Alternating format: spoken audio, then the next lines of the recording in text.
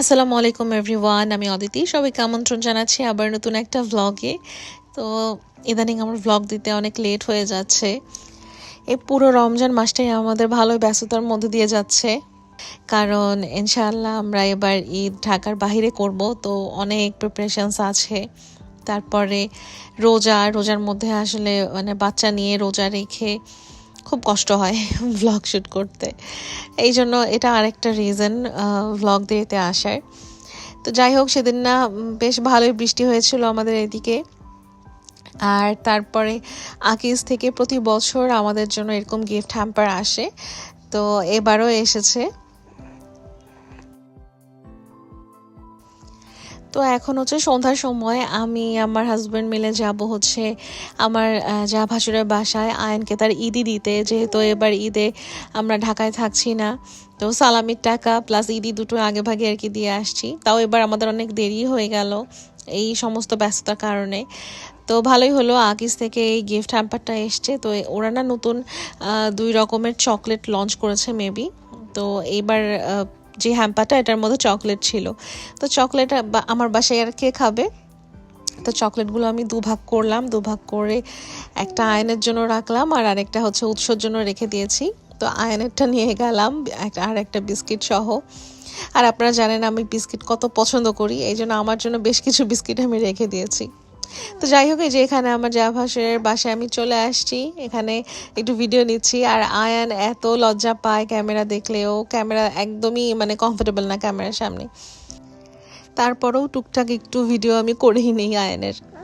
তো যাই হোক, এই যে এখানে যাওয়ার পর ভাবি দেখি একটা আড়ং থেকে একটা প্যাকেট এনে দিল, এটার মধ্যে শাওয়ারের জন্য এত সুন্দর সুন্দর কিছু কাপড়, ওর কিছু নিমা আর দুটো খুবই সুন্দর পাঞ্জাবি। এই যে সেই পাঞ্জাবি দুটো ইনশাআল্লাহ আল্লাহ বাঁচিয়ে রাখলে ঈদের দিন আমার স্বামীরকে এই পাঞ্জাবিগুলো পরাবো ইনশাআল্লাহ।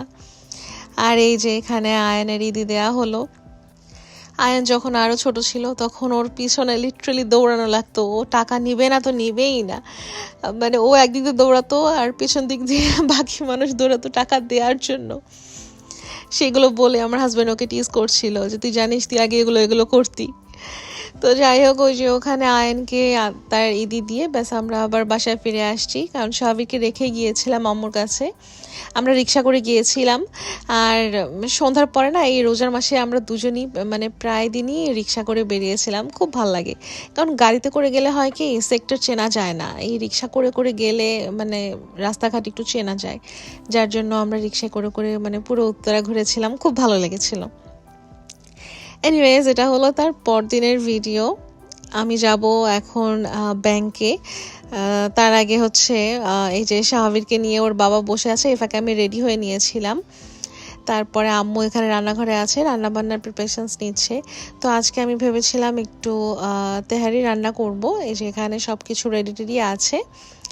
আমি বের হওয়ার আগে এই ছোট ছোট আলুগুলো একটু ভেজে দিচ্ছি আম্মুকে। আর আম্মু হচ্ছে ওই তেহারি মশলা দিয়ে গোশটা একদম রান্না করে রেডি করে রাখবে, খালি চালটায় আর কি বাগার দেওয়া হবে আর কি। তো আমি এই যে এখানে আমার যত জুয়েলারি আছে 2 পুটলি ভরে এখন আমি নিয়ে যাচ্ছি ব্যাংকে। এটাকে আমি লকারে রেখে দিব, কারণ শুরুতেই বললাম যে আমরা যেহেতু এবার ঢাকায় ঈদ করছি না, ঢাকার বাইরে যাচ্ছি। তো বাসায় এখানে সিকিউরিটি খুবই টাইট, তারপরেও আমি আসলে মানে বাসায় কখনো এসব কিছু মানে রেখে কোথাও বেড়াতে যাওয়াটাকে আমি প্রেফার করি না, যার জন্য আমি যাচ্ছি। আর এই যে আমাদের গাড়িতে আমার হাজবেন্ড নতুন মনিটর লাগিয়েছে। আমার না মুখের সামনে এভাবে মনিটর থাকলে প্রচণ্ড মাথা ব্যথা করে, আমি খুব রাগ হয়েছি যে তুমি এই কাজটা কেন করেছো, ভালো লাগে না আমার এই জিনিসগুলো। তো যাই হোক, কি আর বলা, সে জানে যে আমি রাগ করব, এই জন্য আমাকে না জানিয়ে সে গিয়ে এগুলো একলা একলা করে নিয়ে আসছে। আর কি আর বলার আছে, আমি কখনোই তাকে কোনো কিছু নিয়ে মানে চিল্লাপাল্লা করি না বা রাগ করি না, কিন্তু আমি এই জিনিসটাতে আসলে অনেক বেশি রাগ হয়ে আছি, কিন্তু তার সাথে আমি রাগ করিনি। তো যাকগে, আমরা ব্যাংকের কাজ শেষ করে এখানে চলে আসছি ইউনিমার্টে। আমার হাজব্যান্ডের ওই যে মাথার মধ্যে কয়েকটা পাকা চুল হয়ে গেছে, এই জন্য সে হেয়ার কালার কিনবে, তার কালার শেষ হয়ে গেছে। আর আমি একটা ড্রাই শ্যাম্পু কিনেছি, আমি কখনো ড্রাই শ্যাম্পু ইউজ করিনি এর আগে। তো ভাবলাম যে একটা কিনি, দেখি যে ড্রাই শ্যাম্পুটার কীরকম। তারপর ওখান থেকে পুরো ইউনিমার্ট একটু ঘুরছি, যে দেখছি যে যদি কোনো কিছু লাগে টাগে তাহলে নেওয়া যাবে। তো আমার বরের আবার এই টাইপের জুস খুব পছন্দ, তো তিনি তার পছন্দ মতো একটা জুস নিলেন। লিচির, এবার এটা নিয়েছে লিচিরটা। এটা মেবি থাইল্যান্ডের ছিল এবং খেতে না অনেক ভালো ছিল। কিছু কিছু জুস থাকে এগুলো খেলে খুব তিতা তিতা লাগে, কিন্তু এটা একদম খুবই ভালো ছিল। তারপরে যে এখানে আরও কিছু হাবিজাবি আমরা দেখছিলাম। ইউনিমার্টে এলে আসলে ঘুরে ঘুরে অনেক কিছুই দেখা হয়, কারণ খুব মানে ইউনিক ইউনিক জিনিস পাওয়া যায় এখানে, যেটা মানে সব জায়গায় পাওয়া যায় না। এই জন্য মানে এখানটা একটু ঘুরতে ভালোই লাগে, দেখতে ভালোই লাগে। আর ইউনিমার্টে এলে এই রোটাতে আমি সব সময় আসব। এখানে নতুন কি কি আসলো রান্নাঘরের জন্য এগুলো আমি দেখি। তারপরে হচ্ছে এই যে আসল জিনিস, আমার শাহাবীরের টুপি কিনেছি। আমি যমুনাতে অনেক জায়গায় টুপি খুঁজেছি কিন্তু কোথাও পাইনি। আলহামদুলিল্লাহ অবশেষে ইউনিমার্টে এসে শাহাবীরের সাইজের একটা টুপি পেয়েছি, তো শাহাবীরের জন্য ওটা কিনে নিয়েছি। এই ফ্রোজেন আইটেমের মধ্যে যতগুলো খেয়েছি আমার মনে হয় রোজা আর বেঙ্গলের ফ্রোজেন আইটেমগুলো খুবই ভালো, খুবই টেস্টি হয়। তো ওখান থেকে আমার হাজব্যান্ড চিকেনের কী যেন একটা নিয়েছিল, চিকেন কালি মির্চ কী যেন একটা, মানে ম্যারিনেটেড করাই থাকে, ওটা খালি চুলায় দিয়ে ভেজে খেতে হবে। তো ওটা একটা নিল, তিনি বললেন যে আজকে ইফতারে তাকে যেন এটা ভেজে দেই। আর এখানে বিফ দেখে তার খুব ভালো লাগলো, তো এখান থেকে একটু বিফও নিল। তো মাছের এখানে আসার পর না বেশ ভালো ভালো মাছ দেখলাম, কিন্তু এক একটা এত বড় বড় সাইজ, আমাদের দুজনের জন্য আসলে এত বড় মাছ যায় না, ফ্রিজে থাকতে থাকতে মাছের টেস্ট সবই চলে যাবে। তো খুবই লস হয় আর কি এখান থেকে এত বড় মাছ কেনা। এই যে আমি কথা বলছি, আপনারা কি শাহাবীরের আওয়াজ পাচ্ছেন? সে কিন্তু আমার পাশেই শুয়ে আছে, সে শুয়ে ক্যাচর ম্যাচর করছে। শাহাবীর দিন দিন বড় হচ্ছে আর ওর ঘুম পালাচ্ছে। আগে একটু ঘুমাতো, কিন্তু এখন এই দুষ্ট ছেলে ঘুমায় না। আর আমার যে কি পরিমাণ চুল ওঠা শুরু হয়েছে, মানুষ বলে যে বাচ্চা যখন খিলখিল করে হাসে তখন নাকি মায়ের চুল উড়ে। মানে বাবুর বয়স 3 মাস হয়েছে এখন, মাশাআল্লাহ সে হাসি খুশি খুব হাসে। তারপরে আর আমি দেখছি যে আমার আসলে চুল ওঠা শুরু হয়ে গেছে। তো মানে বাবু হওয়ার পরে 3 মাস পর থেকে মাদের চুল উঠে, এটা আমি জানি, কিন্তু এই জিনিস কতদিন থাকে তা আল্লাহই জানে। আমার মাথায় আমার তো মনে হয় যে আর কিছুদিন পর আমি একদম পুরো নারিয়াবেল হয়ে যাব। তো যাই হোক, এখন পর্যন্ত এই জিনিসটাকে আমি অত বেশি সিরিয়াসলি নিচ্ছি না। আমি মানে আশা করছি যে আমি যদি একটু ব্যালেন্স ডায়েট মেনটেন করি তাহলে হয়তো বা এটা ঠিক হয়ে যাবে, কিন্তু আমার তো ডায়েটই ভালো না। আর এই যে এটা হচ্ছে আমি আরেকটা গজ কাপড় কিনে এই ড্রেসটা বানিয়েছি, কাস্টমাইজ করে বানিয়েছি। আমার হাজব্যান্ড আমাকে অনেক কমপ্লিমেন্ট করেছে এই ড্রেসটা পরাতে, বলেছে যে কম্বিনেশনটা খুবই সুন্দর হয়েছে। ভাবলাম যে আপনাদেরকে ভিডিওতে একটু দেখিয়ে দিই আমাকে। তো ওরে বাবা, কি হয়েছে বাবা, দাঁড়াও দাঁড়াও। আচ্ছা, শাহাবীরের না ক্ষুধা লেগেছিল, তো ওকে মাত্র দুধ দিয়ে তারপর আবার আমি ভয়েস ওভার করতে আসলাম। ও এত দুষ্টু হয়েছে, এত জেদি হয়েছে। দুধ বানাতেও তো একটু সময় লাগে, এই সময়টা ও আমাকে দিবে না। এই যে ওর রাগ উঠে যায়, এই যে খাবে আর বকাবাজি করতেই থাকবে। ওর আব্বু বলে যে ওর রাগ ওঠার আগে তাড়াতাড়ি ওর ফিডার বানিয়ে রাখবা, না হলে দেখবা যে ও বকা দিতেই থাকবে। এই যে এখনো দুধ খাচ্ছে আর এই যে বকা দিচ্ছে। তো যাই হোক, এই যে আমরা এখান থেকে, শাহাবীর খাও বাবা খাও। ওর খিদা আর ঘুম যখন একত্রে লেগে যায় তখনই ও এরকম করে। তো এখন ওর খিদা ঘুম দুটোই একত্রে লেগেছে জন্য এরকম করছে। তো আস্তে আস্তে একটু থামছে, সমস্যা নেই। তো যাই হোক, ভিডিওতে চলে আসি।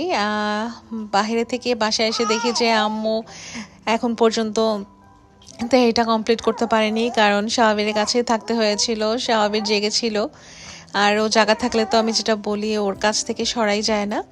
তো আমি তাড়াতাড়ি চেঞ্জ করে আমি এটা আর কি রান্না করা শুরু করে দিলাম। এর আগের দিন না আমাদের বিল্ডিংয়ে কারা জানি এই পোলাও বা পোলাওয়ের চাল দিয়ে কিছু একটা রান্না করেছে, সেটা বিরিয়ানি হোক বা তেহারি হোক, যাই হোক, এত সুন্দর স্মেল আসছিল আমার বাসায়, মানে স্মেল নিয়ে আমার খেতে ইচ্ছা হচ্ছিল। কিন্তু ওই সময় আমার আর করে খাওয়ার মতো কোনো এনার্জি ছিল না, তো ভেবেছিলাম যে এর পরদিন ইফতার তাহলে আমিও মানে পোলাওয়ের কিছু একটা আইটেম করব। তারপরে সবার সাথে আলোচনা করে এই তেহারিতেই আর কি ফিক্সড হলো। তো যে কথা সেই কাজ, ভাবলাম যে আজকে ইফতারে তেহারি খাবো। তেহারিটা অনেক মজা হয়েছিল অ্যাজ ইউজুয়াল। মানে এই টাইপের রান্না তো আমার অনেক মজাই হয় আলহামদুলিল্লাহ, কিন্তু কেন জানি খেতেই পারি না। মানে ইফতারে মনে হয় যেন কত না কত খাবো, কিন্তু আর খাওয়াই যায় না। তো যাই হোক, আমি এনএমআর থেকে এই পেঁপে কিনেছি। আর পাকা পেঁপে আমার ভীষণ পছন্দ, পাকা পেঁপে বলেন কাঁচা পেঁপে বলেন আমার খুবই পছন্দ। কাঁচা পেঁপে মুরগি দিয়ে রান্না আমার খুব ভালো লাগে, আর পেঁপে পেটের জন্য অনেক ভালো। সাহাবির যে এত দুষ্টু হয়েছে, ও যে এত দুষ্টুমি করে আমি আর কি বলবো, প্রচুর দুষ্টু হয়ে গেছে। এখন পর্যন্ত ওর মানে কিচিরমিচির চলছে। তো যাই হোক, ব্লগে আবার ফেরত আসি। তো এখানে আমি ইফতারের জন্য আবার একটু পাকা পেঁপে কেটে রাখছি। পেঁপেটা দেখে যেমন মনে হচ্ছিল না কত মিষ্টি, কিন্তু অত বেশি মিষ্টি ছিল না। কিন্তু যাই হোক, পেঁপে যেরকমই হোক না কেন আমার কাছে খেতে ভালোই লাগে। তবে এই পেঁপেটা যদি একটু মিষ্টি হতো না, একদম সেই মজা হতো খেতে। তো পেঁপে কেটে আমি এগুলোকে এখন ফ্রিজে রেখে দিব, ইফতারের আগে বের করব, ততক্ষণ এটা ঠান্ডাও হয়ে যাবে। আর যেহেতু এখন গরম পড়েই গেছে, ঠান্ডা ঠান্ডা পেঁপে খেতে ভালোই লাগবে। তো এই যে এখানে ইফতারের সময় হয়ে গেছে, আমরা এখানে বসে পড়েছি। আর এই যে চিকেনের সেই আইটেমটা যেটা আমার হাজব্যান্ড আজকে কিনেছিলেন বেঙ্গলের, খেতে ভালো ছিল অনেক। তারপর সন্ধ্যার সময় আমার সন্ধ্যা না রাতই হয়ে গিয়েছিল, আমার যা ভাসুর এসেছিল। আমার ভাসুর বাবুকে সেই জন্মর সময় দেখেছে, আর এই 3 মাসের সময় দেখলো। মানে ভাইয়া এত বিজি থাকে যে ভাইয়া আসারই সময় পায় না। ভাবি তো আসেই, প্রায় মাঝে মাঝে আসে। তো এই যে এখানে সব 3 জন মিলে বাবুকে কোলে নিচ্ছে, মানে মজাই লাগে দেখতে। আর আয়ান অনেকক্ষণ ধরে বসে আছে বাবুকে কোলে নিবে, কিন্তু আয়ান সাহস পাচ্ছিল না যে নিবে কি নিবে না, যদি ও খুব ভয় পাচ্ছিল। তারপরে আয়ানের ভয় কাটানোর জন্য তার ভাইকে তার কোলে দিলাম।